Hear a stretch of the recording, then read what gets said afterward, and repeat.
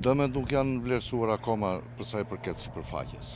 Po gjithsesi unë këtu në fakt do doja që të kisha dhe komandantin e zjarrfikseve të Fierit dhe të zjarrfikseve të bashkive tjera që erdhën në ndihmë.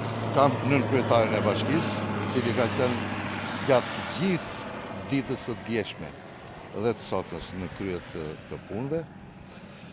Fati i mirë dje ishte që nuk ishte erë dhe me ndryrën e fuqishme dhe sakrifikuese të zjarrfikseve dhe me bashkëpunim dhe me bashkitë e tjera, jo vetëm të Fierit, u arrit u neutralizua zjarri i djeshëm. Sot, nga kushtet e vështira të erës dhe të terrenit, zjarrfikset në terren rënor nuk përparonin dot, u detyruam që kërkuam ndihmën e forcave ajrore dhe të Ministrisë Mbrojtjes. Ministri i Mbrojtjes dhe shtabi i përgjithshëm u përgjigjen në mënyrë të menjëhershme dhe shpresojmë që helikopteri të mbaroj punën që për arsye objektive zjarrfiksit vendor nuk arritën dot ta bënin.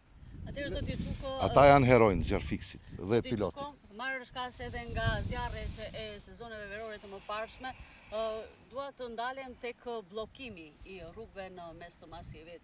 Shpeshherë pra është kërkuar hapja e korridorëve në mënyrë që të lejohet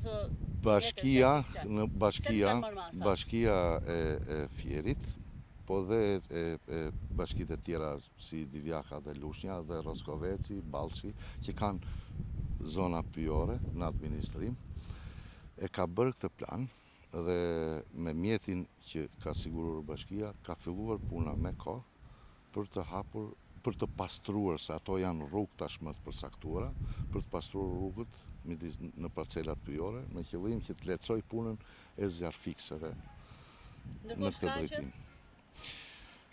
Unë kam komunikuar me drejtorin e policisë vendore në Fier dhe besoj që policia po shton masat e saj dhe zbuluese dhe hetimore dhe parandaluese në këtë drejtim. Ende nuk ka një shkak. Faleminderit.